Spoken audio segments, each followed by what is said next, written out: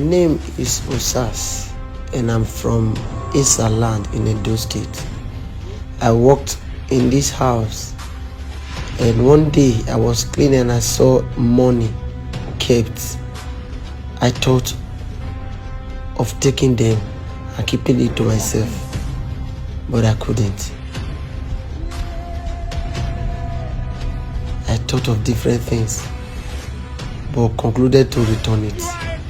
Then I went to my mother's room and I knocked and she said, "Come in." But I never knew what was going on. Then I came in. I was shocked, but I decided not to allow anything distract me from my job.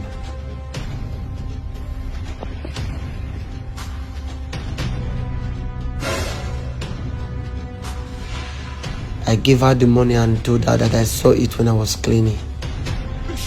She said, "Oh." But she later decided I should keep it. I was so happy.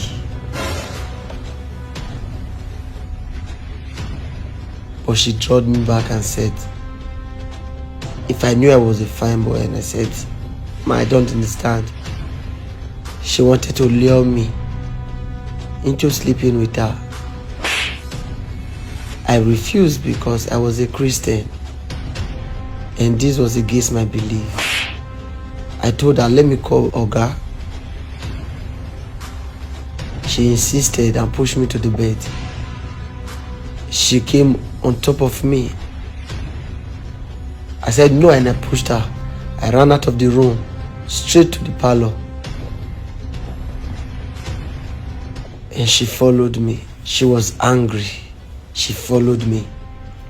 I came to the parlor and I met Oga, the blind Oga, innocent and poor man, sitting, and she followed me to the parlor, not minding her husband was there. And she wanted to continue what she started from the room. She asked me to keep quiet. Her husband is here. And she lured me. I refused. The man said something was going on. I was saying, what was that? Who was there? My conscience couldn't allow me because I was brought up very well. This was a taboo where I came from in Issa Land. We don't sleep with married women. And her husband keeps asking who was there, and I pushed her and stood up. At this time I got angry and pushed her. I went inside and took what I came with and decided to just leave. And the man asked me what was going on and I told her the truth. "I'm sorry, I actually wanted to work with you, but I can't do what your wife is asking me. She wants me to sleep with her." And her husband was shocked. I said, "What do you mean?" And I told her everything. She couldn't believe I can do that. And I told them I wasn't brought up this way because of what I believe, but I'm leaving. Keep the money, keep the salary. I don't need it. I decided to leave and the man called me back and I was shocked. He asked me to come back. Both of them smiling. He wasn't blind. It was all a test. And he asked me to come sit down. First, I was shocked that, "Are you seeing?" He said something. "Do you want to blind me?" And I was shocked. He asked me to calm down. First, I wanted to apologize. He said, "Calm down." That he had orchestrated everything that happened between me and his wife, that he was all aware. And the woman started laughing. Initially, I felt like a fool. But on the other hand, I was surprised, and he told me what the plan was. That the money he kept there was a setup.